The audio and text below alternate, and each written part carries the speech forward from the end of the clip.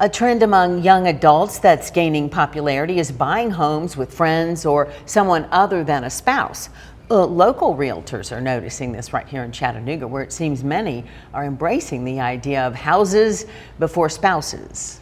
Well, maybe you haven't heard of this. It has some advantages, but there's also a lot to consider, a lot of things you need to know, as Leah Bowling reports.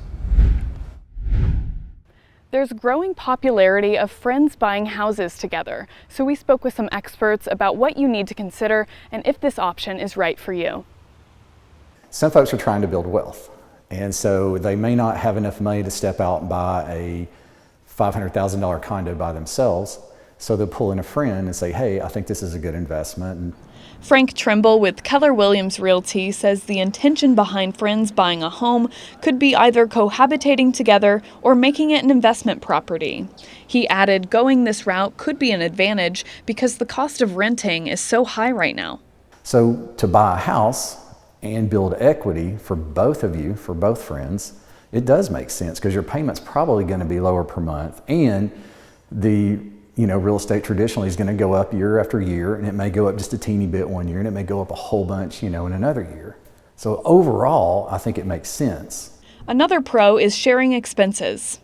When an expense comes up, when it needs a new refrigerator, a new dishwasher, or paint or something, whatever it is, you have somebody to share that expense with. It's not just, coming all out of your account. So that's pretty nice too. While these are significant advantages, there are other very important things to consider. How solid is your relationship with that friend? Are you, let's say, equally financially stable? Are you all in the same place financially? I think that's very important. Realtor Adam Reeves says he's worked with friends looking to buy a home together. He explained what conversations he's had with them.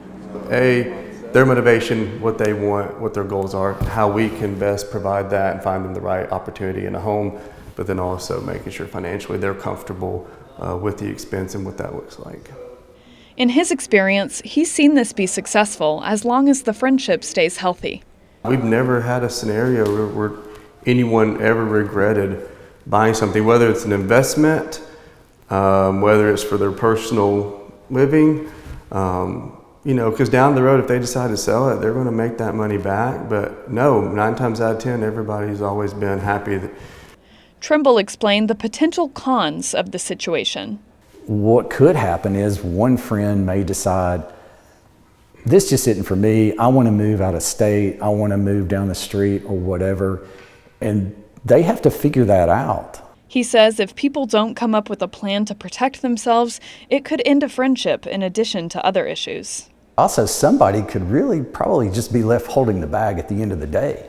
Now you have a partner in a house with no paperwork to support how all this is going to work, and that partner is now stuck with all the expenses of the house. It could be a real disaster. So how do you protect yourself? It's really best to talk with let's say an attorney or a title attorney and set up an LLC or some kind of partnership, corporation, S-corp, whatever it is, to make sure that there are basically rules of how this relationship's going to work. Sisters Erin and Brooke Knowles bought a home together earlier this year. Home sweet home. Here we are. I asked what made them decide to do this. I'd already bought a car, graduated high school, went and finished my cosmetology degree, got a full-time job. The next adult thing was to buy a house. We're just to the age now where we're friends, like best friends, more or less, than sisters. I mean, still sisters, but definitely best friends now. Cost-wise, it's definitely helped because there's no way either one of us could do it by ourselves. They say trust is key and that you really have to understand the other person's intentions. You have to trust the person you're buying a home with, or I wouldn't do it. Overall, both say for them, the pros outweigh the cons. So we're paying what most people are paying in rent right now, and in 30 years it's going to be ours. And we can do whatever we want to it. Just save that little bit of money that you can and just buy. Because renting, you're just throwing it out the window basically. It's never going to be yours, and it does nothing for you. I'm Leah Bowling, Local 3 News. Now, to determine if this is the right decision for you, Trimble recommends you sit down together, have an honest conversation discussing where each person is financially so you can ensure they can cover the expenses and you can have success. And you can also go through the process of meeting with an attorney, draft a contract so that everybody's protected. Always a good idea. Yeah.